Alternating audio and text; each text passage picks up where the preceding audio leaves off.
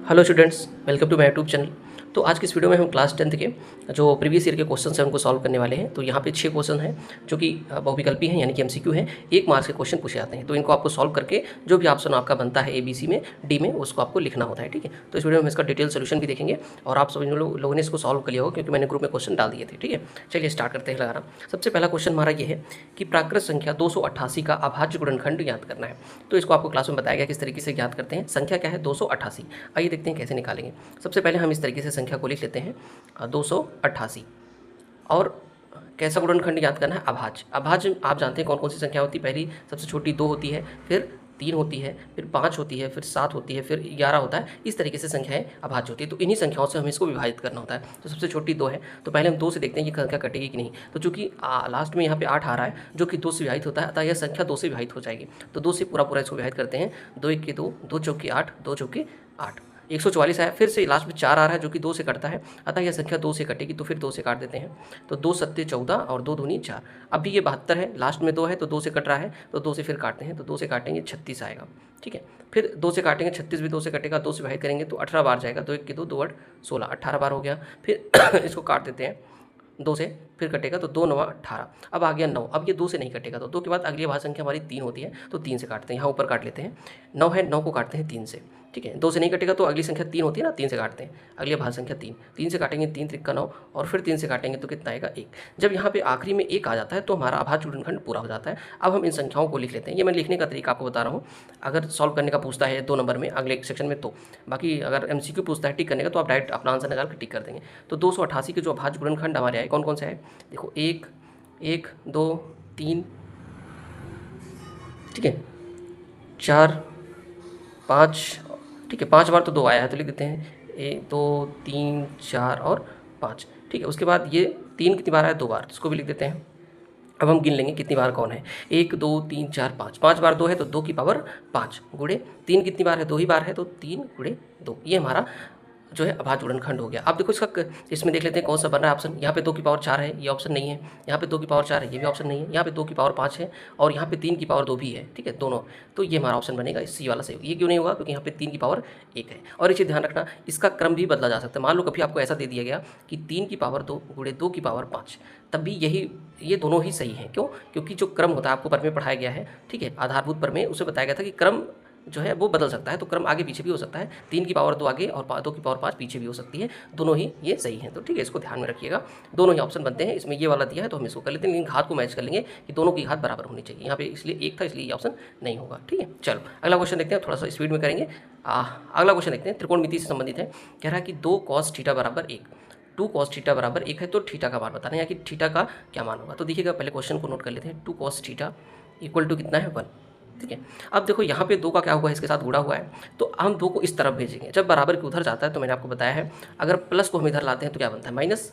अगर माइनस वाली संख्या को इधर लाते हैं तो क्या बनता है? प्लस। और अगर मल्टीप्लाई वाली संख्या को इधर लाते हैं तो क्या बनता है? डिवाइड। और अगर डिवाइड वाली संख्या को इधर लाते हैं तो क्या बनता है? मल्टीप्लाई। इस चीज़ को ध्यान रखेंगे।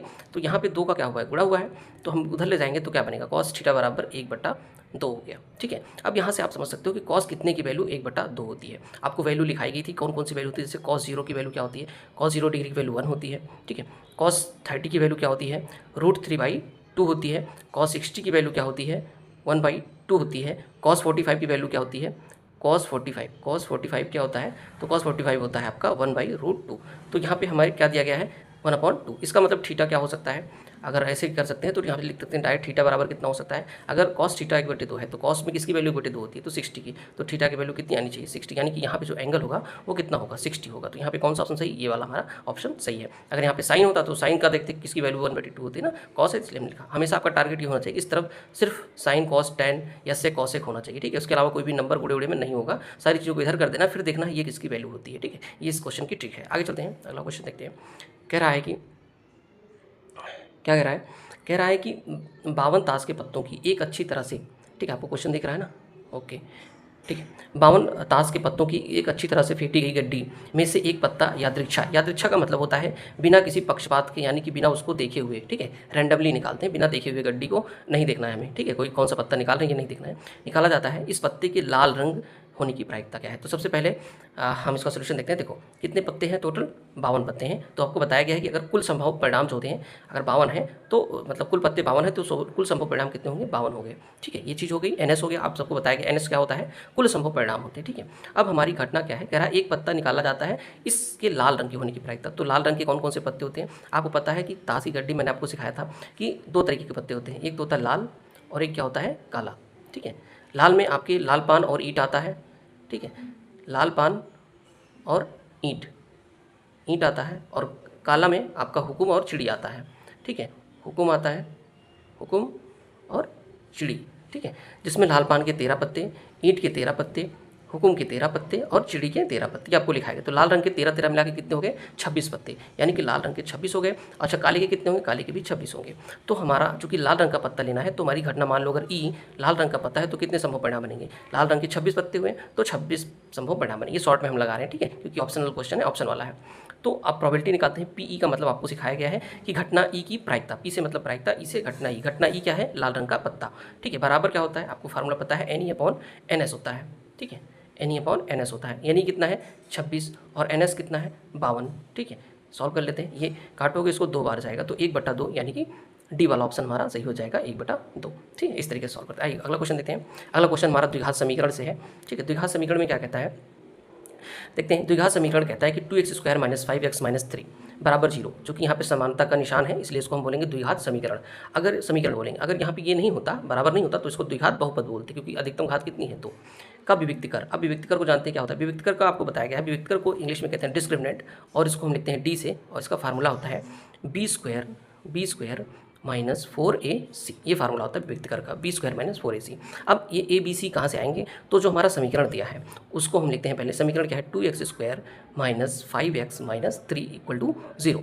अब इसका एक व्यापक समीकरण होता है द्विघात समीकरण का, मैंने बताया है क्या होता है, ax² + bx + c बराबर 0। ये इसका व्यापक समीकरण होता है। इससे इसको कंपेयर करेंगे, तुलना करेंगे, और जैसे x² है तो इसको छोड़ करके जो भी बचेगा चिन्ह के साथ वो a की वैल्यू, x है, x के ऊपर लिखा है ना, x को छोड़ करके जो भी बचेगा चिन्ह के साथ वो b की वैल्यू, और यहाँ पे जो अचर में बचेगा वो c की वैल्यू होगी। ठीक है, आइए देखते हैं किस तरीके से लगाएं।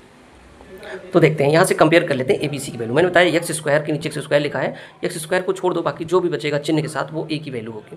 तो यहाँ पे a के अलावा, x² के अलावा क्या बच रहा है, a बराबर क्या बचेगा, a बराबर क्या बचेगा, a बराबर बचेगा +2, या सिर्फ 2 लिखते हैं। ठीक है, और यहाँ पे x को छोड़ दें तो इसके अलावा क्या बच रहा है, -5, तो b की वैल्यू क्या होगी, -5, और c की वैल्यू क्या होगी, -3, चिन्ह के साथ लेते हैं। ठीक है, तो ABC में पता चल गया, यहाँ पे रख देते हैं, सिंपल सा आंसर बन जाएगा। b² है तो b² मतलब कितने का स्क्वायर, देखो b की वैल्यू कितनी है, -5, तो -5 का स्क्वायर। ठीक है, -4, a की वैल्यू कितनी है देख लेते हैं, 2 है, और c की वैल्यू कितनी है, -3 है। बस अब इसका गुणा कर देते हैं। देखो माइनस का स्क्वायर करते हैं तो माइनस का स्क्वायर प्लस हो जाता है। ठीक है, तो प्लस आएगा, और ये 5 का स्क्वायर 25 होता है। ठीक है, माइनस का स्क्वायर प्लस, क्योंकि माइनस गुणे माइनस करते हैं तो प्लस आता है। ठीक है, चलो माइनस के बीच में माइनस लगाते हैं। एक चीज़ ध्यान रखेंगे, यहाँ माइनस है और यहाँ भी माइनस है, तो माइनस माइनस का गुणा क्या होता है, प्लस होता है। तो यहाँ पे प्लस हो गया, और नंबर्स का गुणा कर लेते हैं, 4 दूनी 8 त्रिक 24। ठीक है, अब दोनों प्लस में हैं तो जुड़ जाएंगे, 24 और 25 को जोड़ेंगे तो कितना आता है, 49 आता है। तो हमारा जो डिस्क्रिमिनेंट होगा वो हमारा ऑप्शन बी सही बनेगा, ये वाला। ठीक है, इस तरीके से आप बोर्ड के एग्जाम में कैसे लिखेंगे मैं आपको बताता हूँ। ऐसे लिखेंगे आप, आंसर नंबर कौन सा, क्वेश्चन नंबर 4 था तो आंसर नंबर 4 हो गया, और ऑप्शन आपका बी सही है तो बी भी लिखेंगे, और 49 सही है 49 को लिखेंगे। इस तरीके से कंप्लीट आंसर आपका बनता है, ऐसे लिखना है आपको बोर्ड में। ठीक है, ध्यान रखना। चलिए, इसको सोल्यूशन नहीं दिखाना है बोर्ड में, आप इसको रफ में कर लीजिएगा। आगे चलते हैं, कह रहा है बिंदुओं 3,0 और 0,-3 के बीच की दूरी याद करनी है आपको। ठीक है, इसके बीच की दूरी याद करनी है। आइए देखते हैं, पहले सबसे पहले दूरी का सूत्र हम देख लेते हैं। दूरी का सूत्र क्या होता है, दूरी सूत्र आपको लिखाया गया है। दूरी सूत्र, अगर हम मान लें कि ये हमारा बिंदु क्या है, x1 और y1 है, और ये क्या है, x2 और y2 है। ठीक है, इस तरीके से मान लें हमारे 2 बिंदु हैं, x1 y1 और x2 y2, यानी कि x2 कितना है 0, y2 कितना है -3, x1 कितना है 3, y1 कितना है 0।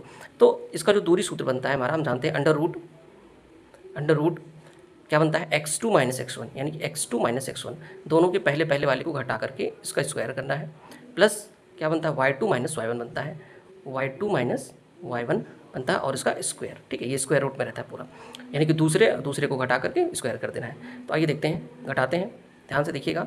x2 - x2 कितना है 0।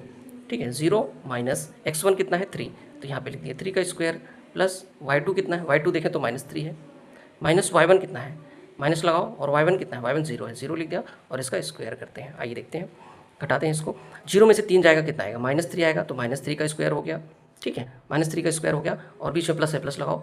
अब ये बताओ -3 में से 0 घटाओगे कितना आएगा, -3 ही आएगा और उसका स्क्वायर कर देते हैं। यहाँ पे ध्यान से देखिएगा -3 का स्क्वायर माइनस हमने बताया माइनस अगर नेगेटिव नंबर है उसका स्क्वायर करोगे प्लस में आएगा, तो 3 का स्क्वायर कितना हो गया 9। ठीक है, और मैं एक बार फिर समझा देता हूँ क्या चीज़ है। -3 का स्क्वायर मतलब होता है -3 गुणे -3। अब जानते हो माइनस माइनस से प्लस हो गया और 3 3 9 हो गया। ठीक है, चलो यहाँ भी -3 सेम चीज़ है, इसका भी स्क्वायर कर देते हैं तो कितना आएगा 9 आएगा। ठीक है, सेम चीज़, और इसको करेंगे तो कितना आएगा √18 कितना आएगा 9 9 18 हो गया। अब हम देखते हैं कि 18 को क्या ऐसे नंबर में हम तोड़ सकते हैं जिसमें किसी एक का वर्गमूल निकलता रहे। तो देखते हैं, जैसे 18 है तो आप इसको 6 गुणे 3 भी लिख सकते हो। 18 को हम 6 गुणे 3 लिख सकते हैं, लेकिन ना तो 6 का वर्गमूल निकलेगा ना तो 3 का, तो इसको नहीं लिखेंगे। क्या लिख सकते हैं फिर हम लिख सकते हैं, क्योंकि यहाँ पे देखो √18 ऑप्शन में नहीं दिया गया है। ठीक है, तो अब क्या करेंगे, फिर हम 18 है तो इसको हम क्या लिखेंगे 9 गुणे 2 भी लिख सकते हैं। ऐसा क्यों करेंगे, ऐसा इसलिए करेंगे क्योंकि 9 का वर्गमूल निकलता है और हम जानते हैं 9 का वर्गमूल कितना होता है 3। तो जिस संख्या का वर्गमूल निकलता है ना उसको हम बाहर कर देते हैं। तो 9 का वर्गमूल निकाल के बाहर करेंगे कितना आएगा 3, और जिस संख्या का वर्गमूल नहीं निकलता है उसको इसी करनी में रहने देते हैं। तो 3√2 इकाई या मात्रक होता है। तो यहाँ पे देखो कौन सा ऑप्शन बन रहा है, यहाँ पे देखिएगा बड़ी सावधानी से, ये 2√3 है और ये 3√2 है, तो ये वाला ऑप्शन बनेगा, डी वाला हमारा सही हो जाएगा। नेक्स्ट क्वेश्चन देखते हैं, आइएगा देखते हैं।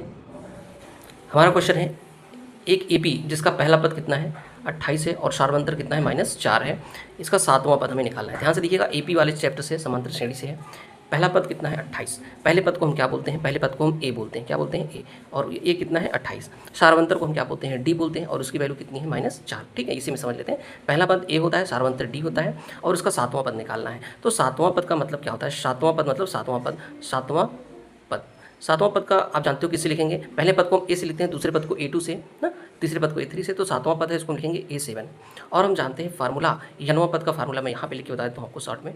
यनवा पद का मतलब पहला, दूसरा, तीसरा, चौथा, पाँचवां, छठवां, सातवां, इस तरीके से जो भी पद रहेगा उसका फार्मूला होता है प्रथम पद A प्लस n-1। अगर यनवा पूछा है तो उससे कम, अगर 10वां पूछेगा तो उससे कम, 7वां पूछेगा तो उससे कम, यानी कि छठवां और डी, इस तरीके से फार्मूला बनता है एनवा। तो आप इसको इस फार्मूले से लगा सकते हो, या आपको डायरेक्ट भी सिखाया गया है कि अगर 7वां पद निकालना है, मान लो A7 निकालना है इस फार्मूले से, तो क्या होता है A प्रथम पद प्लस 7 है तो 6D, 8 रहेगा तो 7D, 9 रहेगा तो 8D, इस तरीके से होता है। ठीक है, तो आप इससे भी निकाल सकते हो, फार्मूले से भी। क्या आएगा, पहला पद प्लस n कितना है यहाँ पे 7 है, तो यहाँ पे 7 -1 और d लिख दिए, तो कितना आया A प्लस 6D। वही चीज़ मैं आपको बता रहा था, 7वां पद निकालना है तो 7 में से 1 कम। ठीक है, ये 1 मिनट, ठीक है, 7वां पद निकालना है तो 7 में से 1 कम 6। ठीक है, 8वां निकालना है तो 8 में से 1 कम 7, इस तरीके से बनता है। अब देखो यहाँ पे सब चीज़ की आपको वैल्यू पता है, क्या है ए क्या है 28 है, पहले पद 28 है, प्लस 6 लिखो, डी की देखो वैल्यू यहाँ दी है, डी की वैल्यू कितना दी है -4, गुणा कर लेते हैं बस, 28 और प्लस और माइनस का गुणा -6 चौके 24, 28 में से 24 से कितना आएगा 4 आएगा। ठीक है, तो ये हमारा जो है डी वाला ऑप्शन सही हो गया। आंसर कैसे लिखेंगे मैंने आपको लिखना बताया। आंसर कौन सा क्वेश्चन है 6, आंसर 6, और ऑप्शन कौन सा सही है बी, और बी का कौन सा सही है 4। तो इस तरीके से आप लिखेंगे, आपका कंप्लीट आंसर हो जाएगा। ठीक है, ये सोल्यूशन इस तरीके से है। तो इस तरीके से आप क्वेश्चन को सॉल्व करिएगा, और भी जो नेक्स्ट क्वेश्चन आएंगे उनके सोल्यूशन मैं प्रोवाइड करने की प्रयास करूँगा। Thanks for watching.